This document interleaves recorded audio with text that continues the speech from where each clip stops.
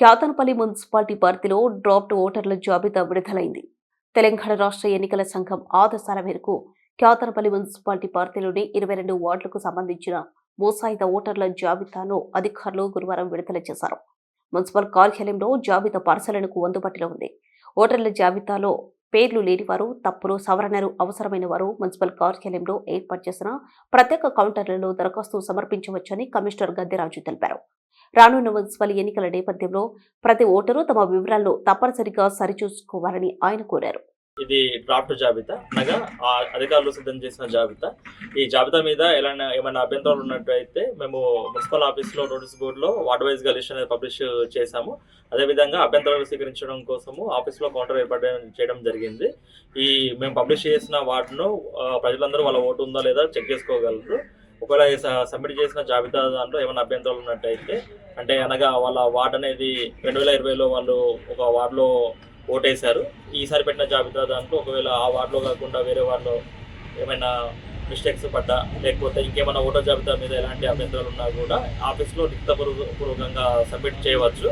ఇది 1 తారీఖు నుంచి ఎలక్షన్ కమిషన్ ఆదేశాల మేరకు 5 తారీఖు వరకు తీసుకుంటాము. నెక్స్ట్ ఏమైనా డేట్ ఎక్స్టెండ్ చేసినా కూడా దాని ప్రకారం మళ్ళీ ఎక్స్టెండ్ చేస్తాము.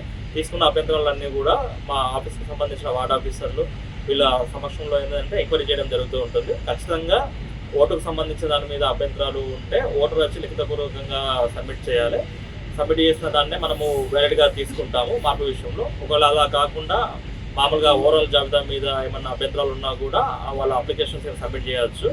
దానికి సంబంధించిన అడిషన్స్, డిలీషన్స్, లేకపోతే మైగ్రేషన్కి సంబంధించిందంతా కూడా ఈఆర్ఓ వాళ్ళు ఫైనలింగ్ అథారిటీ ఉంటుంది. అనగా ఈ ఎలక్ట్రల్ రోల్స్ సిద్ధం చేసిన ఎంఆర్ఓ వాళ్ళు ఈఆర్ఓగా ఉంటారు. వాళ్ళకి అభ్యంతరాలు అనేది పంపించడం జరుగుతుంది.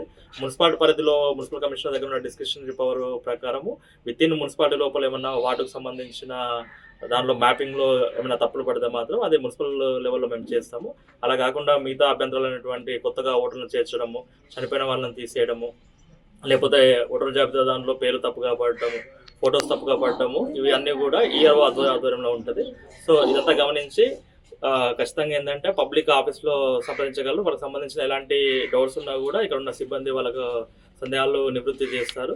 ఇదంతా అయిపోయిన తర్వాత 5 తారీఖు మనకు రికగ్నైజ్డ్ పార్టీస్ వాళ్ళతో సమావేశం నిర్వహించడం జరుగుతుంది. ఆ సమావేశంలో ఇంకేమన్నా వాళ్ళు మా సూచనలు చేసినట్టయితే వాటిని కూడా తీసుకొని ఫైనల్గా ఈ జాబితా అనేది 6 నుంచి 9 వరకు ఎంక్వైరీ చేసిన తర్వాత 10 తారీఖు ఫైనల్ జాబితా సిద్ధం చేస్తాము. 10 తారీఖు జిల్లా కలెక్టర్ గారి అనుమతి సంతకం తీసుకున్న తర్వాత ఎలక్షన్ కమిషన్కి జాబితాను పంపించడం జరుగుతుంది. ఈ జాబితా సిద్ధమైన తర్వాత ఈ డేటా అంతా కూడా ఎలక్షన్ కమిషన్కి వెళ్తుంది. ఎలక్షన్ కమిషన్ ఏదైతే రిజర్వేషన్ అమలు చేస్తుందో దాని ప్రకారమే వార్డుకు సంబంధించిన రిజర్వేషన్ అనేది ఫైనలైజ్ అవుతూ ఉంటుంది. అప్పటి వరకు కూడా రిజర్వేషన్ మీద ఎలాంటి ఊహాగానాలు కానీ అపోహలు కానీ నమ్మద్దు. స్టేట్ ఎలక్షన్ కమిషన్ మనకు సర్కిల్ రూపంలో, జీవో రూపంలో రిజర్వేషన్ అనేది ఫైనలైజ్ చేస్తూ ఉంటుంది. ఎలక్షన్ కమిషన్ రిలీజ్ చేసిన జీవోనే ప్రామాణికంగా ఉంటుంది.